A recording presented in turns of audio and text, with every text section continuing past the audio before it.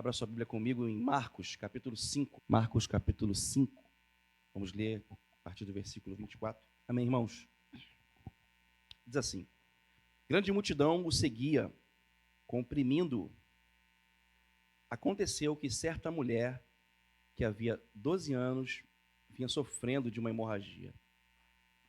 E muito padecera a mão de vários médicos, tendo despendido tudo quanto possuía, sem, contudo, nada aproveitar. Antes, pelo contrário, indo a pior. Tendo ouvido a fama de Jesus, vindo por trás dele, por entre a multidão, tocou-lhe a veste. Porque dizia: se eu apenas lhe tocar as vestes, ficarei curada. E logo se estancou a hemorragia, e sentiu no corpo estar curada do seu flagelo. Jesus, reconhecendo imediatamente que dele saíra poder, virando-se no meio da multidão, perguntou: quem me tocou as vestes? Responderam-lhe seus discípulos: vês que a multidão te aperta e dizes: quem me tocou? Ele, porém, olhava ao redor para ver quem fizera isto. Então, a mulher, atemorizada e tremendo, conscia do que nela se operara, veio, prostrou-se diante dele e declarou-lhe toda a verdade. E ele lhe disse: filha, a tua fé te salvou, vai-te em paz e fica livre do teu mal. Senhor Jesus, nós estamos aqui diante da tua palavra, que é poder, a tua palavra que é vida, Senhor. Eu sou apenas um instrumento, Pai, mas a tua palavra é poderosa para trazer transformação e mudança, Pai. Que em nome de Jesus, toda palavra, Pai, dita neste lugar aqui, seja inspirada pelo teu Espírito, Pai, e venha de encontro ao nosso coração, para que possamos, sim, Senhor, crer cada vez mais, nos consertar, continuar caminhando, continuar crendo, Senhor Deus, e ter uma vida de comunhão contigo, Senhor Deus. É o que eu oro e te peço em nome do Senhor Jesus. Amém. Amém. Os irmãos podem se assentar.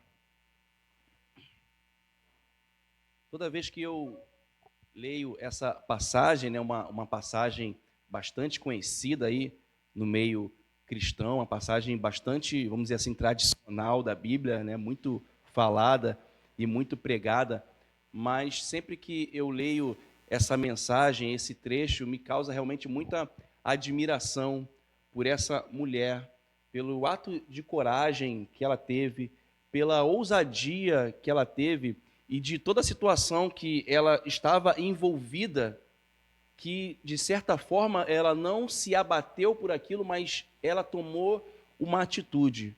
Isso é muito bonito, já é um grande aprendizado para a gente, porque a gente vai ver aqui os quantos problemas essa mulher tinha, quanto ela tinha de acúmulo de situações, de derrotas, de situações que realmente trariam a ela uma tristeza muito profunda.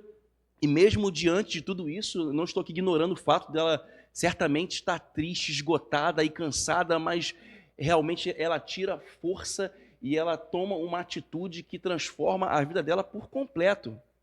Isso é muito lindo de ver, porque isso mostra a esperança que o Evangelho tem para a vida do homem.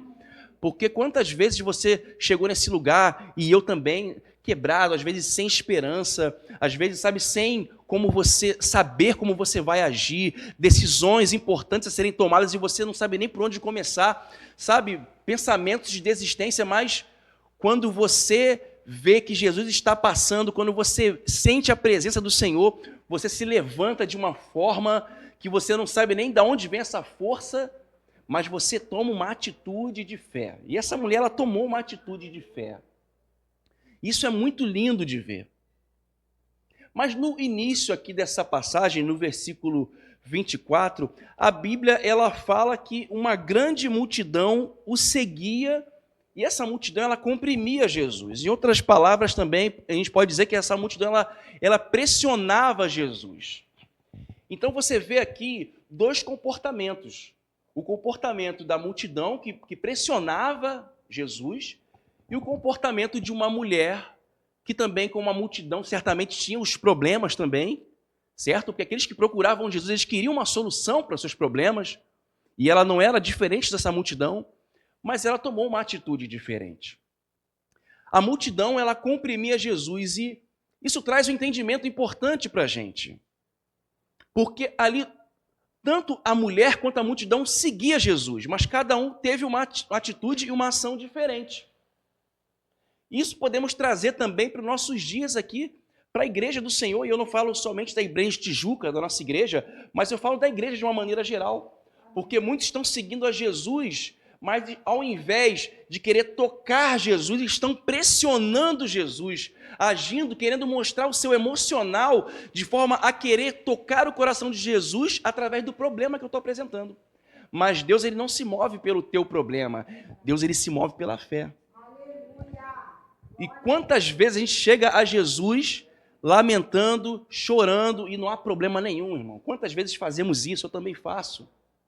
Mas queremos usar isso como uma maneira de tentar comover o coração de Jesus. E a multidão fazia isso, ela pressionava Jesus. E quantos nós pressionamos Jesus? Jesus, você não vê meu problema? Jesus, eu estou há tanto tempo nessa situação, o Senhor não está vendo o que eu estou passando? Senhor Jesus, mas eu estou sofrendo, eu não paro de chorar, mas fulano me abandonou, cicrano me distratou, mas eu não vou perdoar esse aqui, porque aconteceu isso aqui comigo, mas na minha família, mas na minha casa, no meu emprego. Senhor Jesus, por favor, olha para mim. Mas não é assim que funciona. Às vezes agimos dessa forma, tentando colocar o nosso emocional para que Deus, ele possa agir. E assim a multidão, ela fazia. Era uma relação baseada em pressão, baseada em emoção. E essa mulher estava enferma há 12 anos, ela demonstrou uma atitude diferente. E essa mulher, ela tinha todo o repertório emocional para que pudesse tentar trazer uma explicação para Jesus. A gente pode verificar aqui no versículos 25 e 26, vamos falar dos problemas que essa mulher tinha. Certa mulher, havia 12 anos, vinha sofrendo de uma hemorragia. Muito padecera à mão de vários médicos, tendo despendido tudo quanto possuía, sem contudo nada aproveitar, antes, pelo contrário, indo a pior. Vamos trazer aqui em outras palavras. Essa mulher, ela tinha uma doença, ela tinha um tempo extenso de sofrimento, eram 12 anos de sofrimento, diversas tentativas frustradas, fui a vários médicos, tentei vários procedimentos, fui enrolada pelos médicos, alguns até com boas intenções, mas não trouxeram uma solução que fosse adequada para o meu problema. E tudo que ela fazia dava errado. E aí ela gastou tudo que tinha, a crise financeira entrou dentro do seu lar. E agora ela se via sem os recursos para que ela pudesse tentar melhorar a sua condição de saúde. A Bíblia fala que ela usou todos os seus recursos, com médicos, com procedimentos, com tentativas. E indo de mal a pior, uma crise emocional ainda. A depressão, a tristeza, talvez a falta de acolhimento. Porque, lembrando aos irmãos, essa condição de saúde dessa mulher era uma condição que a afastava do convívio familiar, do convívio social de uma maneira geral. Se essa mulher ela se sentasse em algum lugar, esse lugar ele ficaria por um tempo impuro, ninguém podia se sentar naquele lugar. Se essa mulher encostasse em alguém, essa pessoa ficava uma quantidade de dias impura. Se essa mulher ela transitasse normalmente no meio do povo e interagisse com as pessoas ali no contato físico, ela poderia ser até morta. Porque pela sua condição de saúde, pelo seu fluxo de sangue, ela não teria condições de ter a convivência de forma social. Então ela vivia isolada e indo de mal a pior. E quantos de nós já passamos por isso? Um problema atrás do outro, uma situação atrás da outra. Quando você pensa que se livrou de uma situação, aparece outra. E ela foi vivendo isso, desencadeando um problema atrás do outro, indo de mal a pior. Quantos problemas tentam nos assolar no dia a dia? Crise financeira, crise no lar, problemas diversos, situações que surgem. E aquela mulher ia vendo a sua vida cada vez definhando mais, porque aquilo, além de representar algo que afastava socialmente, era um risco de vida para ela também. Era algo que representava uma sentença de morte para aquela mulher também. E eram anos e anos diante desse problema. Só que no versículo 27 acontece uma virada de chave importante. Porque a Bíblia fala que ela, tendo ouvido da fama de Jesus. Você tem ouvido sobre a fama de Jesus? Será que temos ouvido realmente sobre quem Jesus é? Isso é um grande aprendizado para a gente, porque o nosso posicionamento ele surge a partir do conhecimento da pessoa de Jesus. Um posicionamento de fé, ele parte primeiramente por conhecer quem é Jesus. Essa mulher ouviu sobre a fama de Jesus. Certamente ela ouviu de um Jesus que ele cura, que ele tem poder para resolver situações, um Jesus que talvez tenha curado cego, coxo, o Jesus que havia transformado a água em vinho num casamento e livrou ali os noivos da vergonha, da escassez, da falta ali daquilo que era importante para a festa, naquele momento. O Jesus que havia curado um cego, o coxo, o leproso, que havia ressuscitado mortos. Do Jesus que realizara diversos milagres. Ela ouviu sobre a fama de Jesus. Talvez ela ouviu acerca do que Jesus havia falado. Em Mateus capítulo 11, versículo 28, Jesus ele fala: vinde a mim, todos os que estão cansados e sobrecarregados, e eu darei descanso a vocês. E tudo que aquela mulher precisava era um descanso. Tudo que ela precisava era de um alívio. Tudo que ela precisava, talvez, era de um afago, e ela não tinha esse afago. Tudo que ela precisava, talvez, fosse uma palavra de consolo, uma palavra de esperança, uma palavra que tirasse o peso que ela estava segurando nos seus ombros durante 12 anos da sua vida. E ali no meio de todo aquele contexto, ela vê um homem chegando até Jesus, um homem chamado Jairo, pedindo que o Senhor fosse até a casa dele para que curasse a sua filha, e talvez ela pensando consigo mesma: eu não tenho como pedir que Jesus vá na minha casa, como é que eu vou pedir? Eu sou uma mulher impura. Eu não tenho nem como chegar na presença de Jesus, como é que eu vou fazer? E ali, dentro de toda aquela formalidade, Jairo chamando Jesus para que pudesse a sua filha ser curada. E Jesus ele cura aquela menina. Na verdade, ela ressuscita depois de morta. Mas antes algo extraordinário acontece. E uma cura extraordinária acontece naquele lugar. Porque, na verdade, mesmo ela não podendo executar aquelas formalidades de chamar Jesus na sua casa, para que ele impusesse suas mãos sobre ela, mas ela não deu nenhuma desculpa, mas ela pensou em fazer algo diferente. Ela pensou em tomar uma atitude diferente. Uma atitude que mudou completamente a vida dessa mulher. E quantas vezes nós damos desculpas, não é verdade? Ah, mas você não sabe o que está acontecendo comigo. O meu problema é muito grande. A minha situação, sabe? Eu já tentei várias alternativas, não consegui. Agora, nem cumprir uma formalidade eu consigo. Se eu for naquele lugar, vai ser negado por conta disso e disso e disso, enfim. Se eu pedir isso a fulano, eu não vai ser concedido porque eu já tenho esse histórico aqui, não vai ser possível. Mas aquela mulher, ela ignorou tudo aquilo que tentava tirar a esperança dela. Ela falou: eu vou tentar fazer alguma coisa diferente, porque eu preciso mudar a minha situação. E se você quer mudar a sua situação nessa noite, olhe para o que essa mulher fez e mude completamente a tua mentalidade, porque Deus ele quer fazer infinitamente mais e é hoje na sua vida. Eu quero descrever 4 situações que mudaram completamente a vida dessa mulher. 4 ações. que nós possamos prestar bastante atenção, para que a gente consiga colocar isso em prática.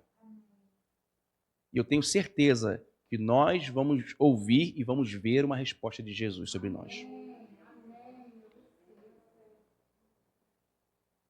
E a primeira ação dessa mulher, que é o primeiro ensinamento para cada um de nós, é: construa um ambiente de fé na sua mente.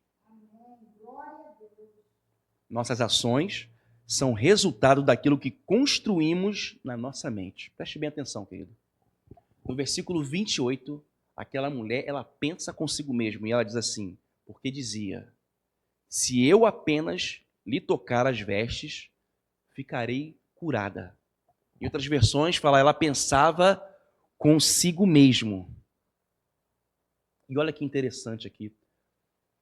Porque mesmo diante dos seus problemas, e ela poderia ter todas as justificativas para dizer que aquilo não daria certo, ela pensa consigo mesma na sua mente, ela começa um processo de renovação na sua mente. Ela fala, ó, se eu fizer isso, vai acontecer. E agora, eu gostaria que os irmãos pensassem no seu coração também, e dissesse no seu coração, se eu tomar realmente um posicionamento e uma atitude de fé diante do Senhor, eu vou ver o que o Senhor vai fazer na minha vida. Eu vou ver que Deus vai realizar um milagre na minha vida. Eu vou ver que Deus vai trazer a resposta que eu preciso. Se eu fizer isso, realmente eu vou ver essa resposta que eu preciso.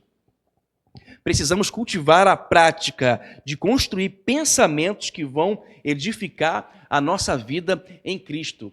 Porque, diferente dessa mulher que teve um pensamento de fé e de ousadia, muitas vezes nós não temos esse pensamento. Ah, mas já tentei, mas não vai dar certo mesmo isso. Ah, mas por que eu vou tentar fazer isso? Eu já estou há tanto tempo passando por isso, sabe? Ah, será que vai dar certo? Poxa, mas mais uma vez eu vou fazer isso? Mas eu já fiz isso, já tentei. Vai naquele lugar, meu irmão, fala isso aqui, mas eu já falei isso já mais de 1000 vezes. Quantos já passaram por isso? E nada aconteceu. Mas, meu querido, tenta mais uma vez, sabe? Entra lá no computador, manda essa mensagem, mas eu já mandei essa mensagem, já fiz isso. Procura aquele médico, já procurei, tem 12 anos que eu procuro vários médicos aqui, nada dá certo. Procura o médico dos médicos, que é Jesus Cristo. O médico dos médicos. Ele está aqui para curar qualquer enfermidade, para resolver qualquer situação. O médico dos médicos, ele pode transformar a sua vida, querido. Porque quanto mais você vai cultivando pensamentos de destruição, de falta de fé, de derrota, mais aquilo entra na sua vida. Quanto mais reclamações a gente acumula no nosso dia a dia, mais problemas vão surgindo. E eu não estou falando aqui de energia, querido, eu estou falando daquilo que nós atraímos no mundo espiritual. Porque a Bíblia fala que o diabo ele anda ao derredor, buscando aquele que possa tragar.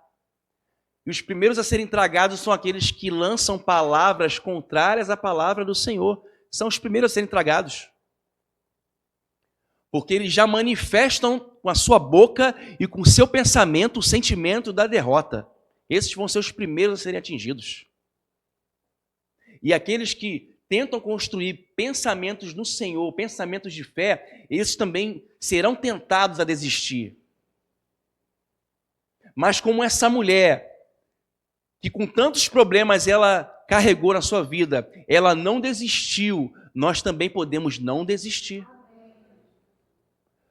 Quando os sentimentos de desistência bater na sua porta, você pode dizer, olha só, eu sei em quem tenho crido, eu conheço quem é Jesus. Eu conheço que Ele pode todas as coisas. Eu sei quem é Jesus, porque a palavra dele me disse quem Ele é. Por isso é tão importante a gente conhecer quem é Jesus através da sua palavra. Não através somente do que as pessoas falam. Porque Jesus ele perguntou aos discípulos, quem dizem quem eu sou? Uns dizem que eu sou filho de Davi, uns dizem que eu sou alguém, sabe, com uma espiritualidade elevada. Outros dizem que eu sou alguém muito bom, alguém que tem um sentimento da divisão, de dividir tudo, de repartir todas as coisas.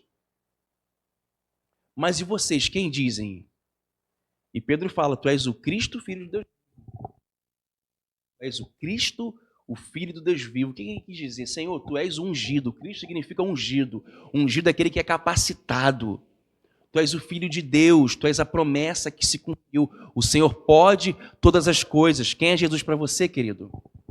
Jesus, ele é o Filho de Deus. Jesus, ele é Deus. Ele é ungido. E aquele que é ungido, ele foi capacitado para realizar algo poderoso. E ele ungiu a sua vida também, para que você seja capacitado para realizar coisas poderosas. Aquele que crê no Senhor farão obras ainda maiores do que ele fez. Você está preparado para isso? O Senhor te chama para fazer obras ainda maiores. Jó, no capítulo 3, versículo 25, fala: aquilo que eu sempre temi veio sobre mim. Pensamentos de medo, pensamentos que tiram a nossa paz. E Jó falando: aquilo que eu temi, aquilo que veio sobre mim. Aquilo que eu construí na minha mente, da insegurança, da falta de fé, isso veio sobre mim. Porque a falta de fé, ela gera derrota. Mas em Romanos capítulo 2, versículo 2, capítulo 12, perdão, versículo 2, fala: transformai-vos pela renovação da vossa mente, para que experimenteis qual é a boa, agradável e perfeita vontade do Senhor. Aquele que tenta renovar a sua mente no Senhor vai experimentar qual é a boa, perfeita e agradável vontade de Deus. Você quer viver a vontade do Senhor? Renova a tua mente. Começa a substituir os pensamentos na sua mente. Começa a substituir a murmuração no seu coração e na sua mente. Pare de murmurar. Pare de reclamar da sua vida. Pare de dizer que nada presta. Pare de falar que vai dar tudo errado. Desconstrua esses pensamentos e essa rotina de derrota e comece a falar: eu sou mais que vencedor em Cristo Jesus. A palavra do Senhor é que garante. Tudo posso naquele que me fortalece, inclusive passar por problemas e dificuldades. Paulo, quando escreve essa carta aos Filipenses, Filipenses 4:13, ele está falando aqui nas dificuldades que ele está passando. Ele não está falando sobre conquistar um carro zero, um grande emprego, um salário alto. Ele está falando: tudo posso, todo sofrimento, toda dor, toda angústia que eu estou passando, eu posso nele que me fortalece. Eu não estou dizendo para que você seja um alienado e você ignore o teu problema. Não é isso. Mas é você declarar a palavra de fé, que você vai vencer, que Deus é contigo, que você é mais que vencedor, querido. Que a sua casa é um lugar de bênção, a sua casa é um lugar de descanso, o seu trabalho é uma bênção, a sua igreja é uma bênção, os seus filhos são uma bênção, o teu esposo é uma bênção, a tua esposa é uma bênção, o seu futuro será de paz, o seu presente será de shalom, e você é próspero no Senhor. Na medida que você começar a construir esses pensamentos, você recondiciona a sua mente. Meu querido, isso é Bíblia. Eu não estou falando de pensamentos positivos. Eu estou falando do versículo Romanos, capítulo 12, versículo 2. Transformai-vos pela renovação da mente. Isso é que Paulo fala. A renovação da mente fala sobre uma tarefa que cabe a nós. Não é Deus quem vai entrar na sua mente e vai colocar pensamentos, é você que vai construir através da palavra de Deus. Cabe a você. A palavra já está disponível, ela já está aqui. Cabe a cada um de nós construir esses pensamentos e falar: Senhor, eu vou continuar caminhando, não importa a circunstância, Deus, eu sei que eu estou sofrendo, Pai, eu sou tentado a desistir, Senhor Deus, mas eu vou permanecer. E agora aquela mulher, ela toma uma atitude. E esse é o segundo ponto. Tenha uma posição ativa diante de Jesus. Como é importante ter uma posição ativa. Muitas vezes a gente toma uma posição passiva. Senhor, eu estou aqui, Senhor, o Senhor sabe o que eu estou passando. Se o Senhor quiser, o Senhor pode me curar. Eu vou descansar no Senhor. Muitas vezes esse tipo de fala é uma fala que oculta ou disfarça uma falta de fé. E a gente se alimenta disso, falando: não, eu vou esperar no Senhor, eu estou esperando no Senhor, mas na verdade, nós perdemos foi a esperança. Mas para que a gente alimente uma linguagem evangélica, uma linguagem cristã, a gente fala, eu estou esperando em Deus. Eu não estou falando que é errado esperar em Deus, mas esperar em Deus não é sentar e esperar. Esperar em Deus é nutrir esperança e ter uma atitude de quem tem esperança em Deus. Essa é uma posição ativa. Muitas vezes você está esperando no Senhor, você não está tomando nenhuma atitude prática no sentido natural, mas você está orando, você está declarando, você está profetizando. Isso é uma atitude, um posicionamento ativo. Porque o mundo, ele quer tentar abater o teu coração de forma que você espere de uma maneira passiva. Deus fazer alguma coisa, Deus te resgatar em algum momento onde você está lá largado e jogado e sem nenhuma esperança, e Deus vai lá e te socorre. Amém, Deus pode fazer isso. Mas como é bom e como é tão melhor você se levantar em fé e começar a caminhar e saber que você é filho de Deus e saber que você tem o Espírito Santo, que você tem a oração, o poder de Deus através da oração, através de você declarar a palavra. É tão bom você saber isso e você tomar essa atitude de fé, uma posição ativa. E o próprio Jesus, ele foi surpreendido no versículo 30. Fala que Jesus, reconhecendo imediatamente que dele saíra poder, virando-se no meio da multidão, perguntou: quem me tocou as vestes? E os discípulos responderam: vês que a multidão te aperta e dizes: quem me tocou? E que coisa linda, irmãos, no versículo 32. E ele, porém, olhava ao redor para ver quem fizera isso. Ou seja, Jesus, ele foi surpreendido. Ele começa a olhar ao redor, começa a procurar. Gente, tinha tanta gente perto de Jesus, tentando encostar em Jesus e empurrava para lá, empurrava para cá. Mas alguém tocou de verdade Jesus, alguém com uma posição ativa chegou a Jesus, de forma que Jesus começou a procurar essa pessoa.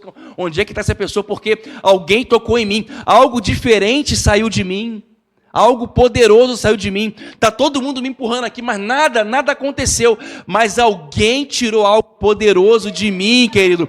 Você pode tirar algo poderoso do Senhor, porque Ele quer liberar sobre a tua vida, meu querido. É só você se posicionar. Tem um posicionamento ativo. Fala: Senhor, hoje é o dia da minha bênção, Pai. Hoje não escapa, Senhor Deus. Eu creio que o Senhor vai fazer o extraordinário. E Jesus vai falar: quem me tocou? Alguém me tocou. Saiu virtude de mim. É para você, querido. É para você essa virtude. É para você em nome de Jesus. É para você, querido. Essa virtude vai te tocar nessa noite. Essa virtude vai te alcançar nessa noite. Aleluia. Porque a forma de Jesus é a forma de tocar. Jesus tocou no leproso e o leproso foi curado. Jesus, ele toca no cego e o cego ele volta a ver. Jesus, na morte de um jovem, a sua mãe levando ele para a sepultura, Jesus toca no caixão. E aquele jovem, ele é ressurreto, ele ressurge. A fama de Jesus é de tocar, mas Jesus ele foi tocado. Quantos estão preparados para tocar Jesus nessa noite? Essa é a noite de você tocar Jesus. Talvez você entrou nesse lugar falando: Jesus, eu quero o teu toque. E Jesus fala para você: me toca, que você vai ver a virtude que vai envolver a tua vida. As circunstâncias não podem paralisar aqueles que decidiram tocar em Jesus. E quanta dificuldade essa mulher enfrentou para tocar Jesus. Não foi fácil, porque a gente falando aqui no versículo parece ser uma coisa assim natural, né? Ela foi até Jesus, aí foi lá, aí tocou, aí saiu. Não foi dessa forma. Havia uma multidão lá, imprensando Jesus. Aquela mulher estava doente, enfraquecida, perdendo sangue. Quanta dificuldade, ela era uma mulher. Naquela época, não havia o respeito que há hoje sobre as mulheres. E ainda assim temos problemas hoje, mas naquela época era muito pior, se você for pensar. Como uma mulher era tratada, como ela era vista. Então não se tinha o mesmo cuidado. Mas mesmo assim ela enfrentou a multidão, enfrentou a sua condição de mulher, uma mulher doente ainda, o risco de ser descoberta. Ela não podia estar no meio da multidão. Se ela fosse descoberta, ela podia ser morta. Ela era uma mulher que tinha um problema de saúde, uma doença de fluxo de sangue que a tornava impura. Mas mesmo assim ela enfrentou tudo aquilo, porque aquelas circunstâncias, elas não puderam afastar a fé que aquela mulher tinha. E em todo tempo essas situações vão se apresentar diante da sua vida. Em todo tempo situações vão tentar trazer no seu coração dificuldades. E você vai encontrar muita dificuldade para você não tomar uma atitude de fé. Mas que em nome de Jesus você possa ver a dificuldade e ignorá-las ao ponto de você ter uma fé para avançar. Ignorar a dificuldade não é falar que ela não existe, é saber que ela existe, mas saber que o teu Deus é muito maior do que ela. E aquela mulher toca em Jesus. E no versículo 29 diz que logo se estancou a hemorragia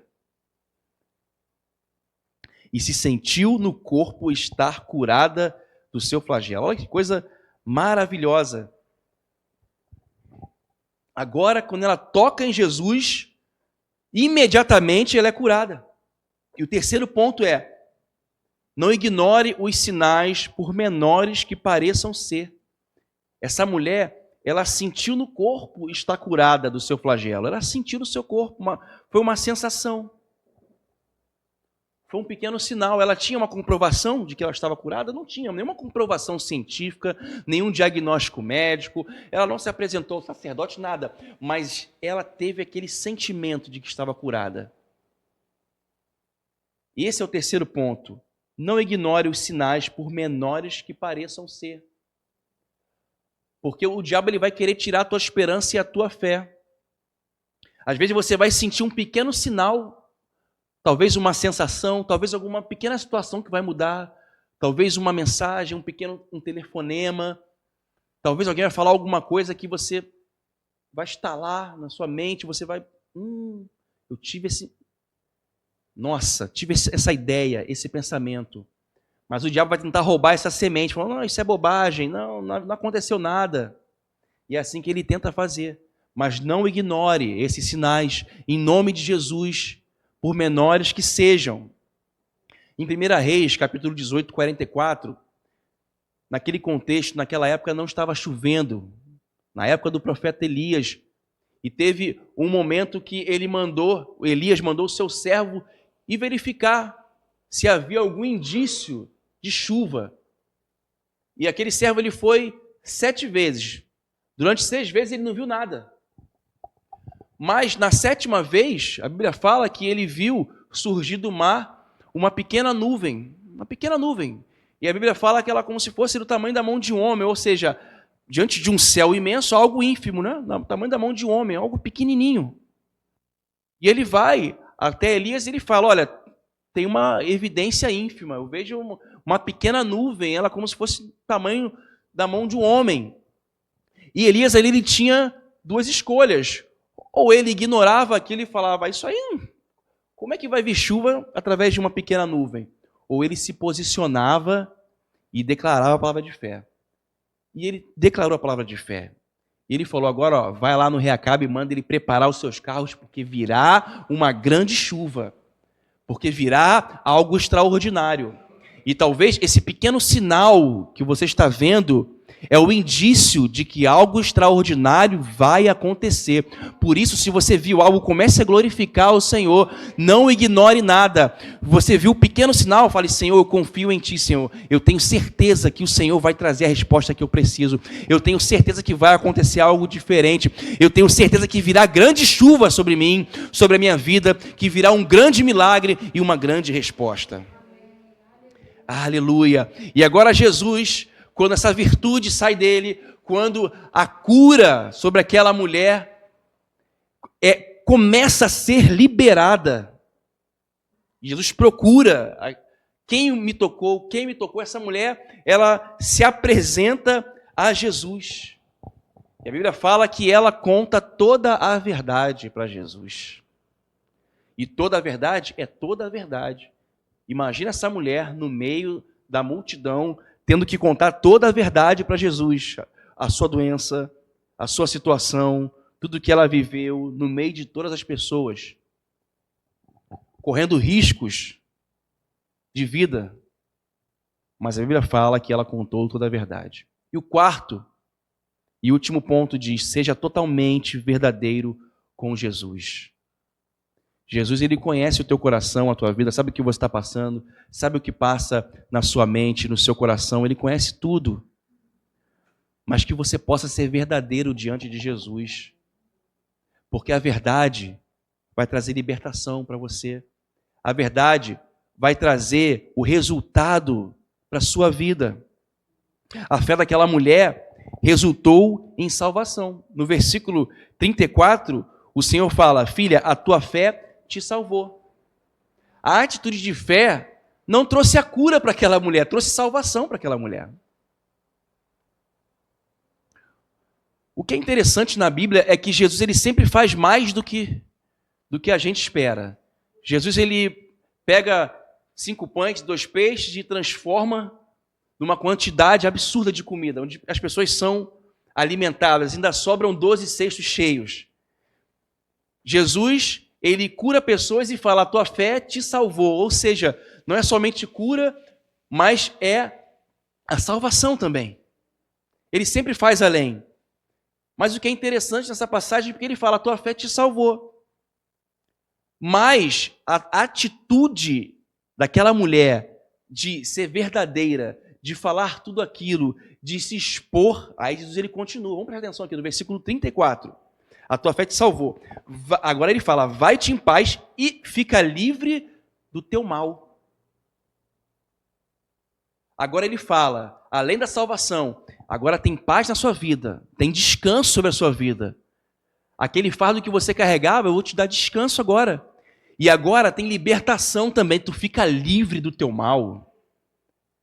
Porque quando você é verdadeiro com Jesus, ele liberta a tua vida, ele liberta você das correntes, ele liberta você do pecado, ele liberta você da doença, ele liberta você da depressão, ele tem poder para libertar e trazer paz sobre a sua vida. Mas seja sincero diante do Senhor, fala toda a verdade para ele, ele não pode ficar sem essa verdade, porque essa verdade ela é importante para o teu processo de libertação. O Senhor, ele fala: eu sou o caminho, a verdade e a vida. O Senhor, quando ele vê a tua vida, ele vê o teu coração, ele vê tudo que passa na sua mente, mas como um pai amado, ele quer ouvir da sua boca a verdade. E eu creio que essa é a noite que a verdade vai transformar o nosso ser, que a verdade vai transformar o nosso coração, que a verdade vai realmente transformar a nossa vida como a vida dessa mulher foi transformada. Porque em João, capítulo 8, versículo 36, a Bíblia fala: se o Filho vos libertar, verdadeiramente sereis livres. E aquela mulher, verdadeiramente ela foi livre, não só da sua doença, agora tudo mudou na sua vida. Não foi somente uma cura, mas foi a libertação da sua tristeza, da sua depressão, foi a libertação da crise financeira, porque agora os seus recursos não eram mais direcionados para pagar médicos e tratamentos que não trariam e nem iam trazer para ela nenhum tipo de resposta. Mas agora essa mulher estava totalmente livre, e essa libertação que Deus quer trazer para a nossa vida nessa noite.